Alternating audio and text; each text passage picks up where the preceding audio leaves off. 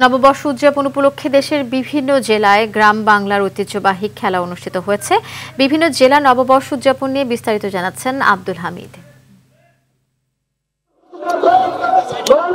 বাংলা নববর্ষ 1432 উপলক্ষে বরিশালে গ্রাম বাংলার ঐতিহ্যবাহী খেলা অনুষ্ঠিত হয়েছে। নগরীর বিএম কলেজ মাঠে বরিশাল মহানগর বিএনপির আয়োজনে কাবাডি, মোরগ লড়াই, হাড়ি ভাঙা, রশি টানা প্রতিযোগিতা হয়েছে। আনন্দের সাথে বাংলা নববর্ষ উদযাপিত হয়েছে ঝালকাঠিতে। জেলার শিশু পার্কে ঐতিহ্যবাহী হাডুডু খেলা অনুষ্ঠিত হয়।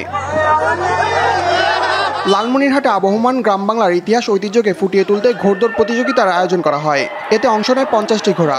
এছাড়া জেলার সদর উপজেলার বড়বাড়ি শহীদ আবুল কাশেম মহাবিদ্যালয় মাঠে বৈশাখী মেলার আয়োজন করা হয়। পটুয়াখালীতে উৎসবমুখর পরিবেশে কাবাডি প্রতিযোগিতা অনুষ্ঠিত হয়েছে। বর্ষবরণ উপলক্ষে শহীদ মিনার চত্বরে এই প্রতিযোগিতার আয়োজন করা হয়। পিরোজপুরের কাউখালীতে নববর্ষ উদযাপন উপলক্ষে সাঁতার প্রতিযোগিতা হয়েছে।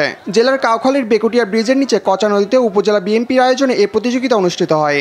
ব্যতিক্রমী এই আয়োজন দেখতে উপজেলা ও আশপাশের এলাকা থেকে হাজার মানুষের ভিড় জমে নদী পাড়ে।